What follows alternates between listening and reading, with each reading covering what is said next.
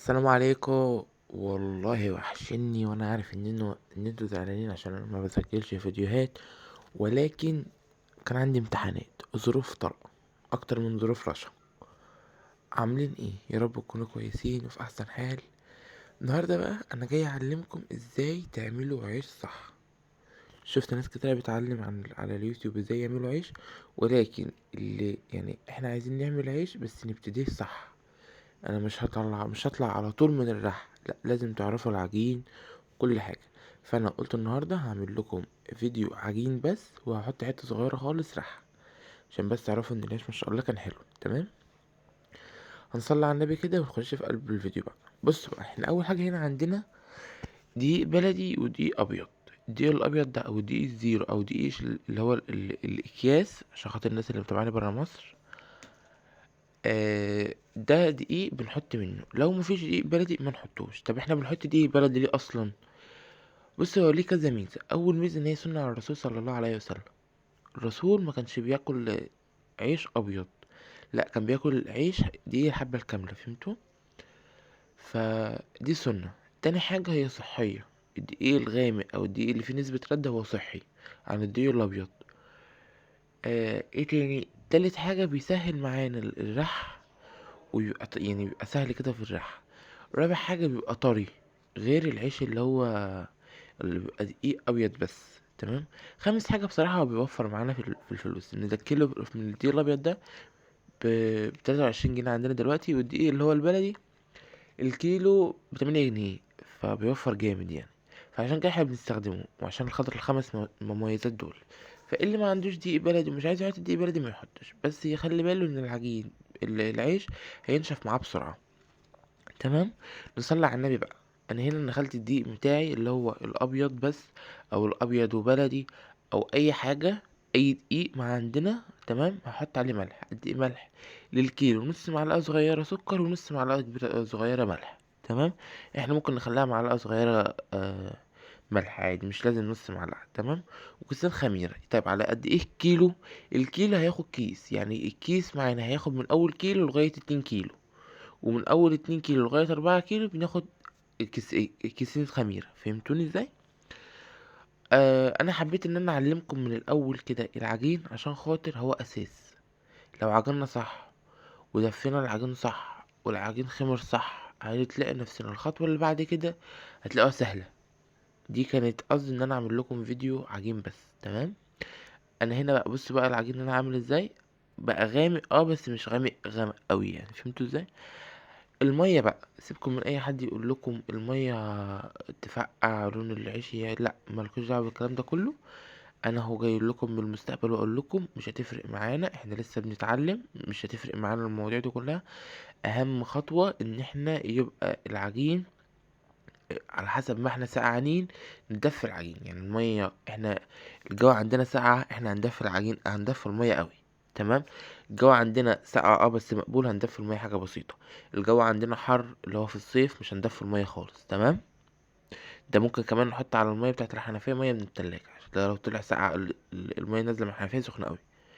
فاحنا ما نسمعش لأي حد غير ان احنا ندفي العجين على قد على احتياج ايدينا، على احتياج الجو اللي عندنا ايه. تمام. هنبدأ بقى ان احنا في الاول ده عشان عليه دقيق بلدي، مش هنعمل ايه، هنعجنه شوية. لو دقيق ابيض احنا هنستخدم على الخطوة دي خالص، وهننزل بكمية مية محترمة في الاول، علشان خاطر الدقيق الابيض بيبقى فيه عرق زيادة. تمام. وكل ما هنعجن فيه اكتر، كل ما نسبة الجلوتين تقريبا هتزيد فيه، فهيطلع عليه عرق ومش هنعرف نخبزه يعني. تمام. انا مش عايزكم تحطوا لي لايك ولا تعملوا لي تعليق ولا عايز حاجه، انا عايزكم بس تعملوا حاجتين بس: تصلوا على النبي وتستفادوا من الفيديو. ده المكسب الحقيقي يعني. هنبدا بقى ننزل بالميه تدريجيا، والميه زي ما قلت لكم على حسب تدفئه العجين. انا طول عمري طبعا معاكم بحب احط له معلقه سكر كده بينشط الخميره، ولكن في الوقت اللي انا عملت فيه العيش ده ما كانش عنده سكر في البيت اصلا، فما حطيتش سكر. عادي، ما مش مفيش حاجه هتوقفنا غير الملح بس. هو اللي دي الحاجه الوحيده اللي توقفنا، عشان العيش من غير ملح ما بيتعملش، ما بيبقاش مخبوز كده حلو. تمام. نرجع بقى ايه للعجين بتاعنا. انا هنا حطيت آه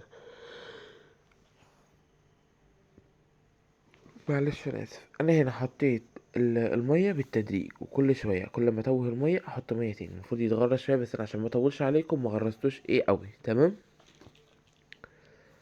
هبدا بقى واحده واحده كده. كوبايه من كوبايه شاي كده ميه، كوبايه ميه، كوبايه ميه، كوبايه ميه، لحد ما احس ان العجين معايا كده اتظبط قوي. تمام. وخطوه خطوه، وهرجع وهنبقى مع بعضينا يعني. تمام. اشهد ان لا اله الا الله واشهد ان محمد رسول الله. سبحان الله والحمد لله ولا اله الا الله. هنتن بقى كده اهو. بصوا خلاص، المية اللي كانت مع في العجين يعني شربها العجين خالص او توهناها. هنبدأ ان احنا نحط ايه مية تاني اهو. هنحط مية تاني كده لغاية ما العجين معانا يوصل للشكل اللي احنا محتاجينه. تمام.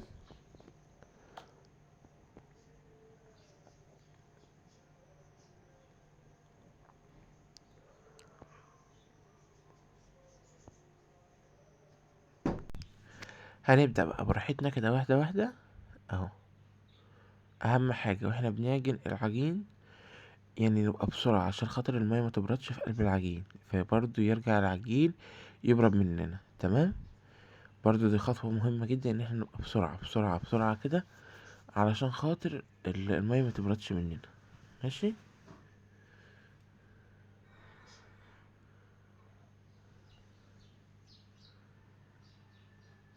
هنا نزلت بشوية مية تاني وهكمل عجن تاني. وانا اصلا كنت عامل الفيديو ده بصوتي، ولكن لقيته لا مش هيبقى حلو غير ان انا لما اقعد كده لوحدي من غير عجين يعني، واقعد اظبطه لكم. بنجيب من تحت لفوق، من تحت لفوق، من تحت لفوق. الصورة واضحة قدامكم، ان يعني انتوا تشوفوا العجين صح. اللي بجد عايز يتعلم العيش يتفرج على الحلقة، على الفيديو ده هيفيده جدا.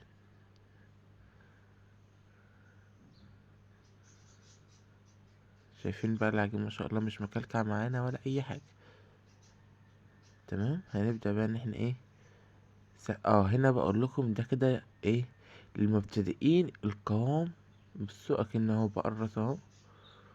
بصوا ده كده للناس اللي مبتدئة حلو. تمام. عشان ما يلزقش في ايديهم، هيعجنوا فيه شوية بس وخلاص. انما انا هطرش شوية بس حلوين كده، عشان خاطر انا ايه مش مبتدئ اهو. طريته. وهنزل بقى كده، انا خلاص انا مش محتاج مية تاني. هنزل بقى بإيديا التانية هتشوفوها دلوقتي في الفيديو.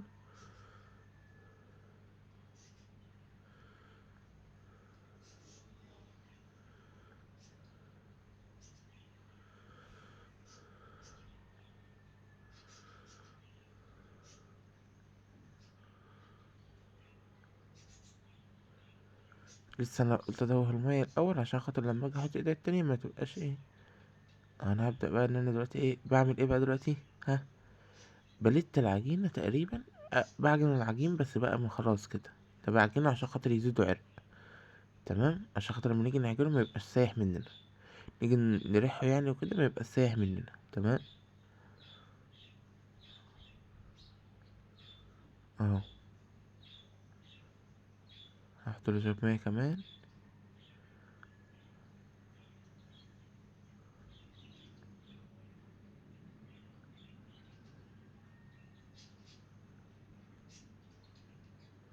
هنا شطفت ايديا التانية، ورحت بقى شغال بايديا بقى.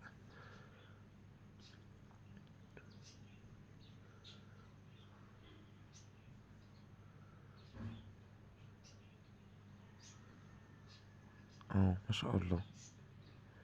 انا كده بزود للعجينة عرق عشان خاطر يبقى حلو كده معانا في الرحة، ويبقى جميل. تمام.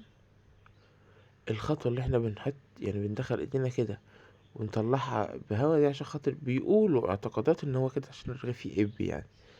بس انا يعني عادي يعني، فهمتوني، مش في دماغي قوي يعني.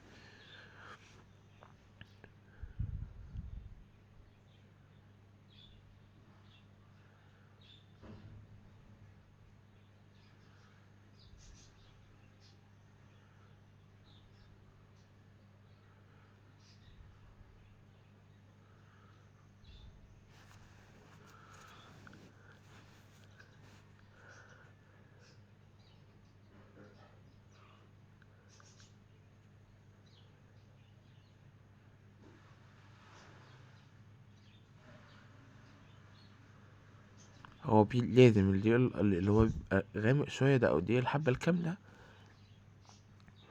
بيبقى، او دقيق الحبة الكاملة بيبقى محتاج شوية عجين بزيادة شوية عن الدقيق الابيض، تمام.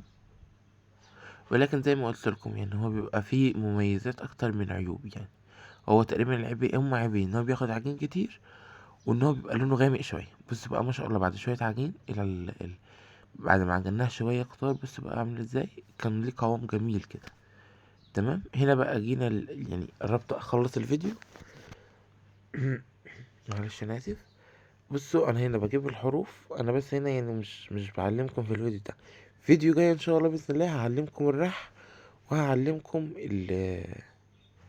هعلمكم الرح بقى، تمام. يبقى براحتنا بقى فيديو مثلا 10 دقايق 15 دقيقة رح بس، فهتفهموها اكتر، تمام.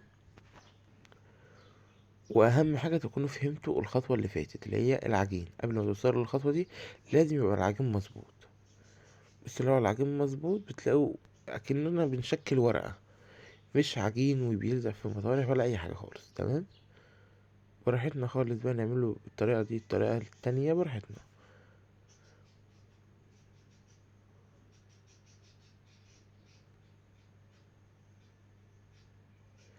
اهم حاجة ما تنسوش تصلوا على الرسول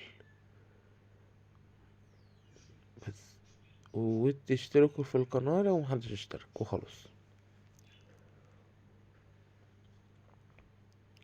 ما شاء الله شوية عيش بجد كانوا بيتكلموا عن نفسهم. الرغيف وقع عادي مش مشكلة، ده موقعش على حاجة، وقع على دقيق يعني مفيش مشكلة. قبل بس ما نحطه في الفرن او نرميه في الفرن اهو، بنديله راحة تانية بسيطة كده عشان خاطر ايه، يتظبط معانا. يعني ايه، رمينا الرغيف على طول.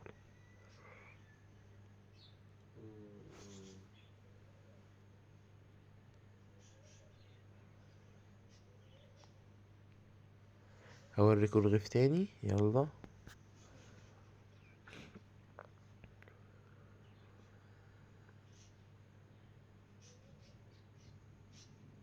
شايفين بقى التمويجة دي، اهو بنلم العجين تاني على جوه، اكنه بيرجع مدور تاني زي ما كان. ما شاء الله.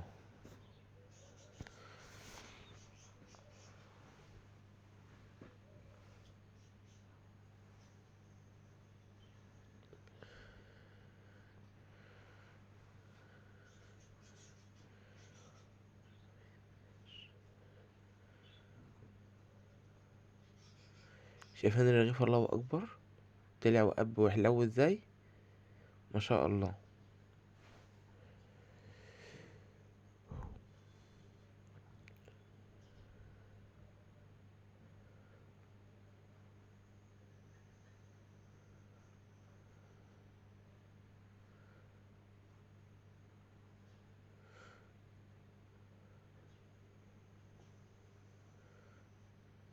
الله اكبر، عامل زي البالونة.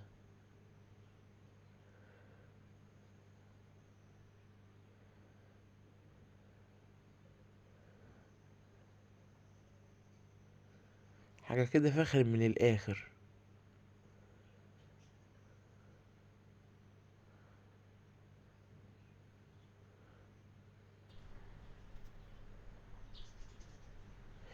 وبكده نكون وصلنا لاخر الفيديو بتاعنا. اتمنى تصلوا على الرسول، واتمنى يكون ايه يعني قلب الدم خفيف عليكم، ولا فيديو خفيف عليكم. وما شاء الله شايفين من جوه عامل ازاي، تفاح وانا ماشي في حالي مرتاح. اللهم صل على النبي، شوية عيش زي العسل ما شاء الله، حاجة كده فل على ياسمين. والسلام عليكم، وإلى لقاء آخر إن شاء الله، باي.